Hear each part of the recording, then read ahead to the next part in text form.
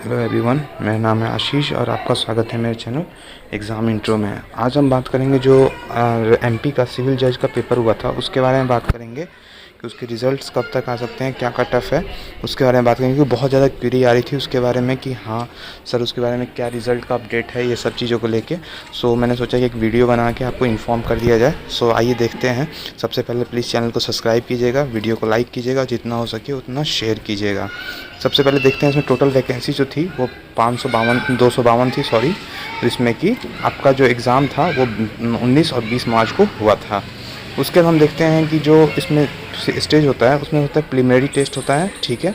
उसमें जो कि स्क्रीनिंग बोलते हैं, और उसका मेंस होता है, उसका पीआई होता है जो कि पर्सनल इंटरव्यू होता है।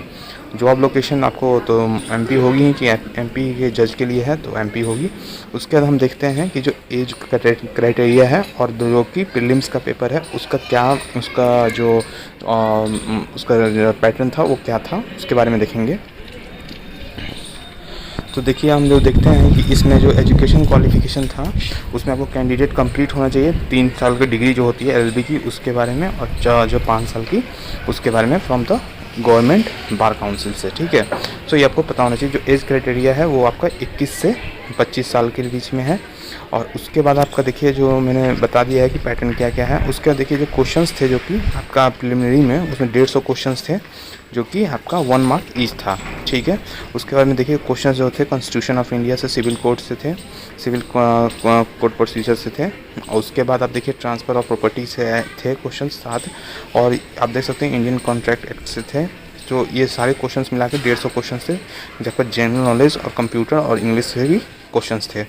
उसके बाद हम देखते हैं कि जो आपका कैंडिडेट जो लिया जाएगा, शॉर्टलिस्ट किया जाएगा जो मेंस के लिए, वो 40:1 है, यानी एक सीट पे 40 बच्चों को शॉर्टलिस्ट किया जाएगा। सो आपको ये पता होना चाहिए। उसके बाद हम देखते हैं कि जो आपका एलिजिबल कैंडिडेट्स हैं उसमें आपको ये चीज़ पता होना चाहिए कि जो मेंस का जो पैटर्न है वो क्या होगा उसके बारे में आपको पता होना चाहिए। जो मेंस का पैटर्न है वो आप देखिए 400 मार्क्स का मेंस होगा, ठीक है। और एक पेपर जो होगा 3 घंटे का होगा, ठीक है।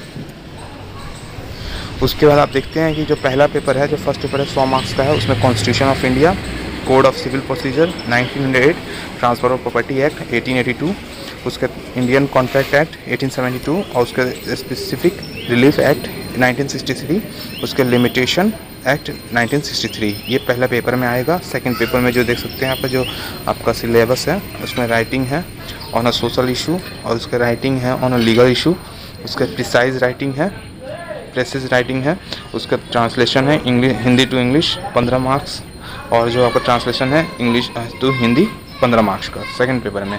उसके थर्ड पेपर की अगर बात करें तो एमपी एकोमोडेशन कंट्रोल एक्ट 1961, उसके एमपी लैंड रेवेन्यू कोड 1959, उसके बाद आप Indian evidence act 1872, Indian penal code 1860, code of criminal procedure 1973, उसका नेगोशिएशन इंस्ट्रूमेंट एक्ट 1881। ये तो आपका तीसरा हो गया। चौथे जो पेपर होगा उसमें आपका हो जाएगा फ्रेमिंग इशू, उसका 10 मार्क्स का, फ्रेमिंग ऑफ चार्जेस 10 मार्क्स का, judgment order civil writing 40 marks का, और उसका judgment order criminal writing 40 marks का, ठीक है। ये सब चीज़ें आपको कंप्लीट करके रखनी पड़ेगी। उसके बाद हम बात करते हैं पर्सनल इंटरव्यू का। जो पर्सनल इंटरव्यू है आपका मैक्सिमम 50 मार्क्स का होगा, जो कि आपको पता होना चाहिए।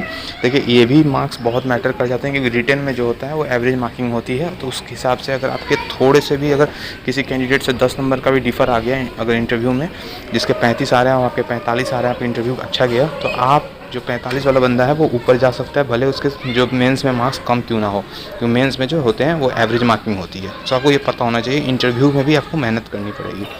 सो उसके बाद हम देखते हैं जब तीनों एग्ज़ाम्स आप दे देते हैं उसके बाद आपकी रैंकिंग तैयार होती है, वो आपको पता होना चाहिए। इस बार का जो आपका बताया गया था कि मेंस का जो कट ऑफ था जो कि आपका अनरिज़र्व का, वो आपको कैटेगरी वाइज देख सकते हैं। रिटन एग्ज़ाम में जो अनरिज़र्व का गया था 211.5, और ओबीसी का था 200.5, और एससी का था 181, और आपका एसटी का था 180.5, जो कि मेंस का था आफ्टर मेंस, ठीक है, 2019 में लास्ट ईयर कट ऑफ।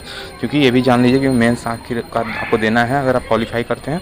अगर हम प्री की बात करते हैं तो प्री में आपको जनरल के लिए गया था 95 प्लस 4 पोस्ट को बढ़ा दिया गया था बाद में, जो कि कट ऑफ आपका 118 गया हुआ था, जिसमें से 1022 कैंडिडेट क्वालिफाई किए थे। और ओबीसी का 27 पोस्ट थी तो उसमें 113 कट ऑफ गया था, 284 कैंडिडेट क्वालिफाई किए थे। और एससी के लिए 314 कैंडिडेट क्वालिफाई किए थे और उसमें 31 पोस्ट थी, टोटल 94 मार्क्स पे।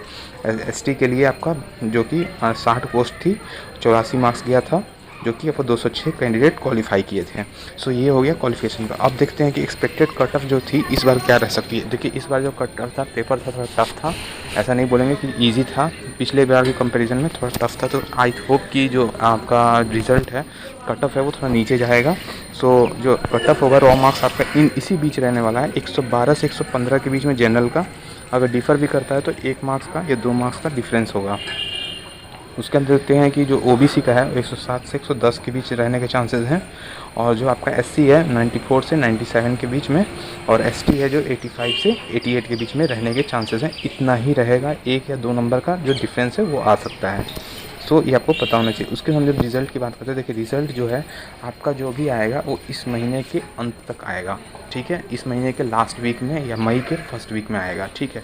अभी के टाइम में थोड़ा प्रॉब्लम है, बोर्ड को बहुत सारी चीज़ें का अरेंजमेंट करना पड़ रहा है, क्योंकि देखिए अभी के टाइम में तो एग्ज़ाम को पोस्टपोन किया जा रहा है, बहुत सारे एग्ज़ाम, और बहुत ज़्यादा जो प्रॉब्लमेटिक सिचुएशन बना हुआ है, क्योंकि अभी आपका जो गवर्नमेंट ऑफिसेज़ हैं वो पूरी तरह से ओपन नहीं हो पा रहा है। सारे जो भी आपके एम्प्लॉयज़ हैं वो एक बार में वर्क नहीं कर पा रहे, तो बहुत ज़्यादा वर्कलोड भी बढ़ गया हुआ है। सो अगर देखिए ओवरऑल कि आई होप कि रिज़ल्ट आने लगा है, जो कि अदर बोर्ड्स हैं, अदर जो स्टेट के बोर्ड्स हैं उनका भी जो कमीशंस हैं उनका भी रिज़ल्ट आ रहा है। सो इस महीने के आपको अंत तक या तो लास्ट तक आपका रिज़ल्ट आ जाएगा। सो आज के लिए इतना ही, मिलते हैं नेक्स्ट वीडियो में। आई होप कि वीडियो पसंद आया होगा। चैनल को सब्सक्राइब कीजिएगा, वीडियो को लाइक कीजिएगा। Thank you, have a nice day.